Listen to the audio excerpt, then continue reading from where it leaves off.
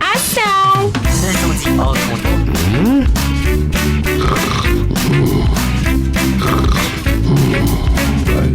É sem frescura, porra!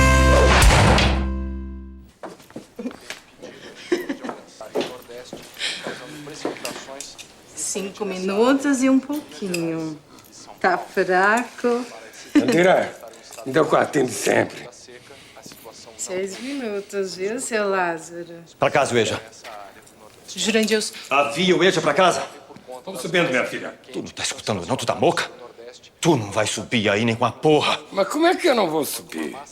Tem cada uma. Tu és um merda. Tu faz o teu serviço, eu faço o meu. É assim que o mundo gira. Vamos, para, meu. Para, porra! Teu merda mesmo! Vou deixar de pontinho que eu já tô... Mantendo esse cinturão de calor e falta de chuva.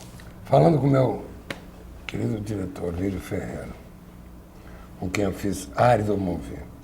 Lírio, você surgiu, eu me lembro no Festival de Brasília, que você tinha feito um filme associado, o Baile Perfumado, um filme que fez muito sucesso. Na ocasião, me lembro, já faz um bom tempo, a gente era bem mais moço. E a gente se conheceu em Brasília no festival. Nesse festival também estava o Cláudio Assis com um curta-metragem.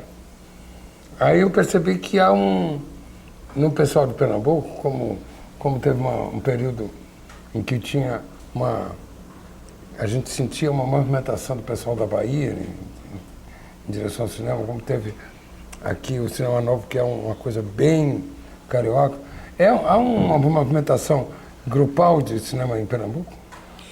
Pernambuco sempre teve uma tradição muito grande do audiovisual, né? No século passado, no início do século passado, na década de 20, teve um ciclo de cinema lá, chamado Ciclo do Recife, onde foram produzidos 13 longa-metragens.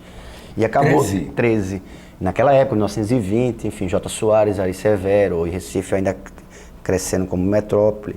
Mas aí, com o advento do cinema falado, esse ciclo meio que se fechou. Mas sempre teve, na década de 70, com o ciclo de Super 8, muita gente filmando em Super 8. Agora, o que realmente aconteceu, eu acho que foi aquela coisa com uma feliz coincidência de geração, assim. Eu acho que nunca existiu Pernambuco nada perto de um movimento, nunca se teve O que me dá essa ideia é porque, por exemplo, o Heitor Dália é pernambucano. E um dia eu perguntei se tinha algum vínculo entre ele, você e Cláudio Assis, ele falou que não, que ele fez uma carreira, inclusive eu nem sabia que ele era pernambucano. Eu identifiquei com você, que são duas flores de diretor, né? Dália e Lírio. Mas na verdade existia essa coisa da feliz coincidência de geração e essas pessoas se frequentavam, né? Assim, não existia na época uma faculdade de cinema em Pernambuco. E tanto eu quanto o Paulo Caldas, que dirigiu comigo o Baile Perfumado, a gente optou por fazer jornalismo. Eu achava que era uma coisa meio parecida, existiam algumas cadeiras de cinema. Você fala na Faculdade de Comunicações? De Comunicação da Universidade Federal de Pernambuco. E aí o Cláudio Assis acabou pagando as cadeiras com a gente também. Então, daquele miolo ali, enfim, a gente saía para os bares, ia beber, conversar sobre cinema, ia assistir sessões no Teatro do Parque, conversávamos, enfim. Juntou-se Marcelo Gomes e Hilton Lacerda, essa turma toda, e Adelina Pontual. E aí eu acho que se criou uma certa cumplicidade de grupo. Nunca existiu um manifesto, Árido Movie, uma coisa meio parecida, mas existia uma necessidade muito grande de se expressar para o cinema. Achava que cinema era a maneira como a gente pretendia colocar as ideias da gente, e existiam essas conversas em comum. Cada um com suas diferenças, respeitando suas diferenças, mas com um objetivo comum de produzir cinema em Pernambuco. Acho que essa feliz coincidência dessa geração é que gera esse pseudo-movimento. Tá bem. Então, quer dizer, é uma patota que se dedicava ao cinema. Mas eu acabei de excluir o Heitor Dália, porque ele também ele não quer dizer, porque digamos assim, a faísca não ocorreu lá em Pernambuco. Ele veio para São Paulo individualmente e começou a procurar produção e tudo como se fosse um paulista. Sabe, essa cidade, Rio de Janeiro e São Paulo, de certa maneira, acolhem cidadãos, artistas, principalmente de outros lugares, do Rio Grande do Sul, do Norte, do Nordeste, do Oeste do Brasil, e passam a ser, por exemplo, gente que produz arte no local. Não, mas você, Cláudio Assis, o Caldas, esses caras todos, foi a faísca que surgiu lá em Pernambuco. Eu conheci o Heitor antes dele viajar para São Paulo, e ele começou, na verdade, a se interessar mais por cinema em São Paulo, e a gente se mantinha contato, conversava. Eu morei um tempo em São Paulo com o Paulo Caldas, a gente se encontrava, e enfim, ele criou essa carreira muito bacana. Pseudo. Não, mas eu não boto, eu só usei o nome do Heitor para dizer que nessa turma aí, eu boto você, boto o Cláudio Assis, boto o Caldas, boto até uns atores. E se bem que vocês trabalharam também sempre com atores do Rio de Janeiro, que o Rio de Janeiro também congrega muitos atores, né? Quer dizer, esse negócio de patota mesmo, de começar uma série de coisas, o Cinema Novo também era uma patota, claro. Lá do Rio de Janeiro, embora o Gustavo Dal tenha nascido na Argentina. Mas a gente tem essa coisa mesmo quando a gente fazia os curtas-metragens da gente na década de 80, essa patota sempre teve um intercâmbio, uma conversa muito bacana, principalmente com o Rio e com São Paulo, com as pessoas que faziam curta-metragem na época, Beto Brant, a Tata Amaral, Adson Ruiz, Vânia Debs, que é montadora, enfim, porque a gente não tinha condições de finalizar os filmes em Pernambuco. A gente filmava em Pernambuco, tinha as ideias em Pernambuco e tinha que finalizar ou no Rio e em São Paulo. Então essa dificuldade que a gente tem, na verdade, abriu uma possibilidade, uma porta interessante de a gente conversar com essas pessoas, de ter esse contato direto. Você colocou, por exemplo, que uma das coisas que aquele primeiro ciclo pernambucano do início do século passado foi o negócio do cinema falado, que deve ter dado uma inviabilidade técnica para a coisa. Né? Exatamente, era um equipamento carésimo e difícil de chegar em Recife naquela época. Existiam produtoras especializadas em cinema, tem grandes diretores que marcaram a época, como J. Soares, Ari Severo, que fez A Itaré da Praia. Inclusive, numa cena do Baile Perfumado, não sei se você recorda, que o Lampião vai para o cinema, vai de civil, né, como a gente chama. Ele e Maria Bonita vão ao cinema, que ele frequentava o cinema perto dos lugares onde eles ficavam coitados, e a gente colocou o filme que é projetado na tela, é a filha do advogado J. Soares, como o Lampião estivesse assistindo um filme que é possível, não que seja verdade, mas pode ser, é possível. Então, eu acho que essa ousadia, essa patota também que existiu na década de 90, eu acho que esse espírito meio que baixou ali naquele momento, ali no final, na meados dos anos 80, nessa turminha que estava se juntando lá. O teu primeiro filme, O Baile Perfumado, fez muito sucesso. Quer dizer, essas coisas começam a acontecer com a carência de recursos nessas promoções de festivais, né? Começam a ir a festivais, e aí as patotas começam a se misturar com outras patotas, e o que dá uma cara tudo do cinema brasileiro. Você, quando fez o Ar do Movie, você contou também com a colaboração em termos dramáticos, do grupo do Zé Celso Martinez Correia. Embora o Zé Celso tenha feito um personagem, lá em São Paulo você teve uma filmagem que era o grupo dele, o que dá tudo. Então essa mistura dá uma cara brasileira para as coisas. No área a gente tinha, no área do Movie, só pegando a parte do elenco, fora a equipe também que vem de vários lugares, a gente tinha você que é gaúcho, a gente tinha o Zé Celso que é paulista, tinha o Matheus que é paulista, tinha o Celton que é mineiro, tem a Renata Sorra que é carioca, a gente tinha, e tinha os atores do Nordeste, como Luiz Carlos Vasconcelos, como Zé Dumont, como Aramis Trindade, então tinha essa miscelânea e dá essa cara brasileira mesmo que você tá... Mas eu não falo só nos indivíduos que nasceram em outros lugares, porque, por exemplo, eu identifico você, junto com o Cláudio, como um grupo, exatamente porque surgiu uma coisa, sabe? Eu via vocês juntos em Brasília, sabe? Vocês falavam nós, vocês usavam, não é só o eu e né, o nós, quer dizer, como se fosse realmente uma coisa existente. E eu senti lá em Recife que tinha instituições, casas, lugares em que havia uma convivência entre esse grupo. Principalmente bares, né? Principalmente bares. Sobretudo bares, era uma coisa que a gente... Era uma ideia na cabeça e um copo de uísque na mão. O whisky. Que luxo, né?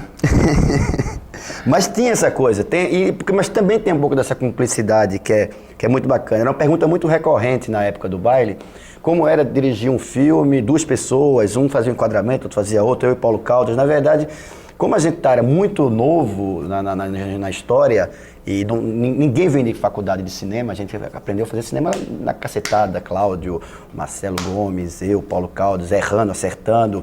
Então, eu acho que normalmente uns trabalhando no filme dos outros, eu acho que daí que vem o nós. Eu trabalhava no eu fui assistente do Cláudio, fui assistente do Paulo, e o Paulo escreveu um roteiro, enfim, tem essa coisa, eu acho que gerou um pouco disso, essa de você trabalhar no filme do outro, e essa cumplicidade das pessoas, e essa cumplicidade gera uma segurança, né? Você é até um pouco inseguro de mexer com a equipe. Na época do baile, nunca tinha tido a experiência de mexer com 80 pessoas no set, fazendo um cinema, um primeiro longa-metragem. Então essa coisa de dividir com o Paulo, com o Cláudio, que foi diretor de produção, Marcelo Gomes foi assistente de direção, Hilton Lacerda, que foi assistente de direção, Marcelo Gomes foi assistente de produção, enfim, toda essa turma que trabalhou no baile, que hoje em dia continua fazendo cinema, gerou essa cumplicidade e deu essa segurança pra gente fazer aquele filme naquele momento, naquele instante, né? No baile. Aí, isso viabilizou também o baile. Eu tenho certeza que ele fez muito sucesso, primeiro em festivais, uma pessoa contando para outra, né? Olha, esse filme é bom, o filme do Lírio é legal. E junto contigo estava o Cláudio Assis, que apresentou aquele curta-metragem que resultou depois num longa, que foi Amarelo Manga, né? Aí o embrião já estava no primeiro curta dele, daquele hotel. E isso aí resulta também em uma tendência cinematográfica, me parece. Uma tendência clara, que o Cláudio Assis também já está no segundo longa dele, né? Ele vai filmar o terceiro agora, né? Já fez o Baixio das Bestas e está no terceiro. E você está preparando o seu terceiro? Eu estou preparando o meu quinto, na verdade, né? Porque logo depois eu fiz, depois do Árido, eu fiz 2 documentários musicais, longas, que foi o Cartola e o Homem que Engarrafava Nuvens, que está em cartaz, sobre Humberto Teixeira. Na verdade, é a minha terceira ficção, né? É sem frescura, porra!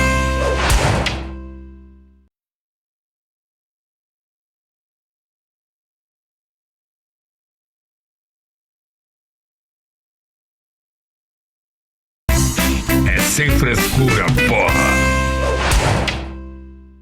Me fala desses documentários que você fez, o Cartola.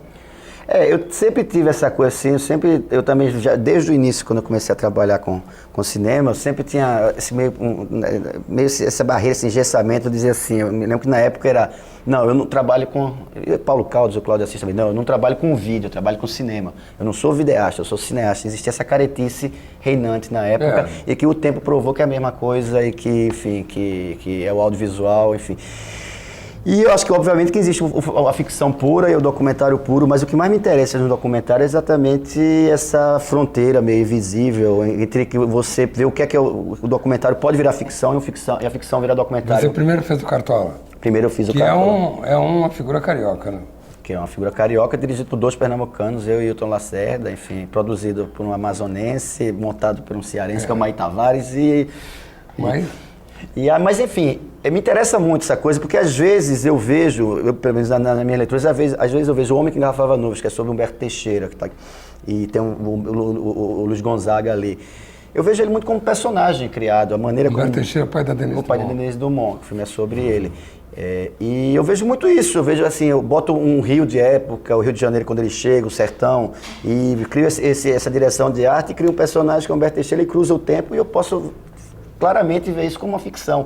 E ao mesmo tempo eu pego o Baile Perfumado, que é uma história do libanês que filmou Lampião, que isso realmente aconteceu, com as imagens de Lampião, e ver como uma grande reportagem. Era um mascate, né? Era um mascate libanês. E ver isso como um documentário também, que é um resgate de uma época, 1936 e 39. Enfim, me interessa muito essa coisa dessa não clareza entre o documentário e a ficção.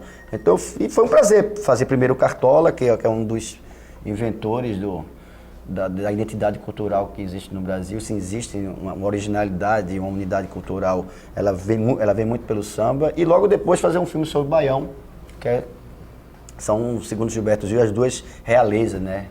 As duas realezas da música popular brasileira, o samba e o baião. Mas agora eu estou mais interessado nesse momento em trabalhar com gente que se bole. Então voltar a trabalhar com ator, deixar meus fantasmas musicais um pouco de lado e voltar a trabalhar com gente que se mexe na minha frente. Você está no momento de preparação do...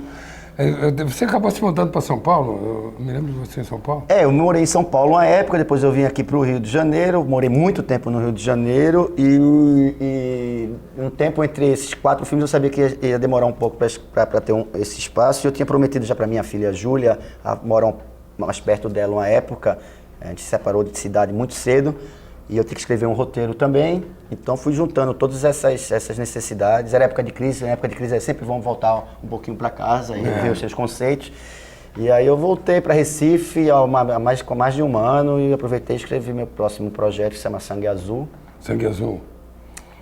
Que está aí em processo de captação. Eu me associei com a produtora do Beto Brant, do Renato Ciasca e da Bianca, a Drama, e vamos ver se a gente consegue aí no próximo ano. Você está num período de captação de recursos, quer dizer, um período maravilhoso, né? Aquele período sensacional, o melhor período do cinema, né? Captação de recursos, né? Uma coisa. Não sei, eu entro em pânico sem pensar em... Porque, na realidade, é uma anistia fiscal para a cultura que o Estado dá. Como é que é essa história direitinho, né? Porque tem uma série de categorias, né? Enfim, existem 2 maneiras de se captar, né? A lei Rouanet tem o direito de pedir até um determinado limite em que as empresas que investem no cinema, na realidade, e é obra singular ou investem na gira total?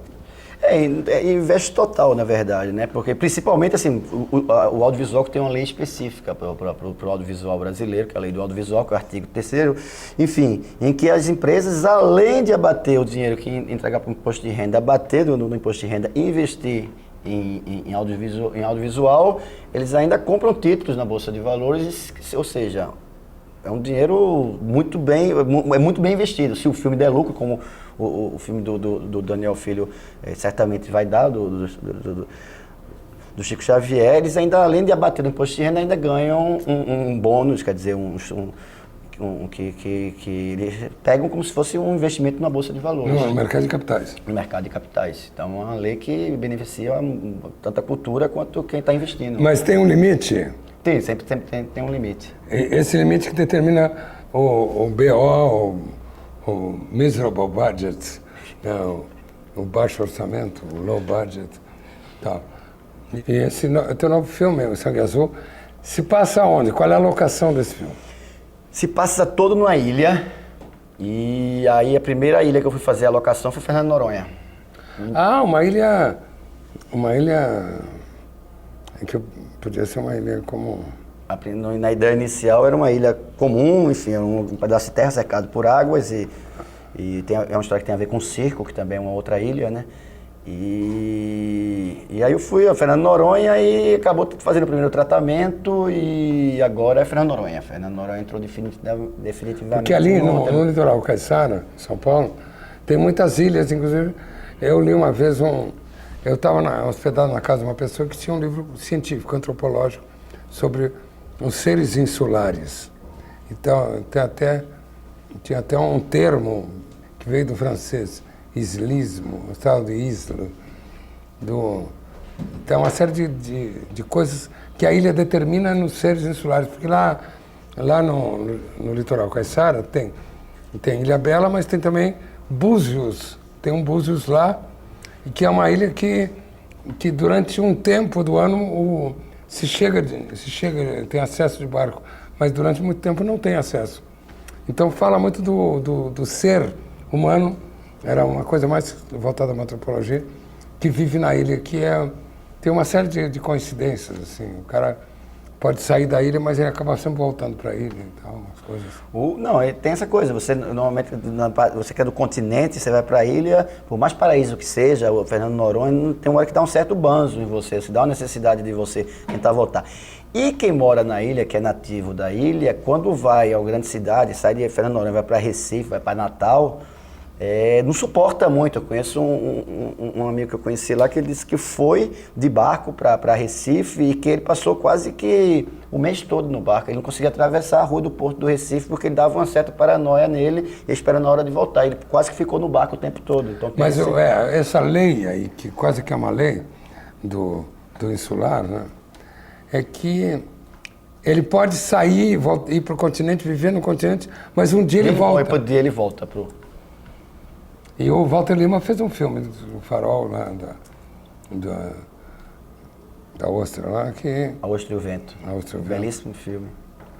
Que também é um lugar insular. Tem até uma história dessa, que você falou desse negócio voltado, você até por um outro lado, do insular do outro lado. Tinha um presidiário lá em Fernando de Noronha, que devia ser assim, o único mais ou menos. Né? Uma pessoa que em Fernando de Noronha, um lugar desse tamanho, que roubava, que assaltava, não sei o que, era preso rapidinho. E ele foi preso e ele tentava fugir da ilha, uma coisa meio Alcatraz assim. E uma vez ele tentou fugir da ilha e roubou um barco, uma lancha, e foi um sentido assim no meio do mar, e faltou gasolina. Foi pra Europa. Ele ficou 3 dias à deriva, até que passou um barco, avisaram, e chegou um barco da polícia lá e pegou ele, resgatou, ele voltou para a ilha de novo. Ele tentou fugir umas 3 vezes da ilha, as 3 vezes ele ficou à deriva, foi bater na costa de Fortaleza e a necessidade disso. Ele voltava contra gosto, mas ele tem essa coisa de voltar. Ele voltava porque não tinha mais que voltar.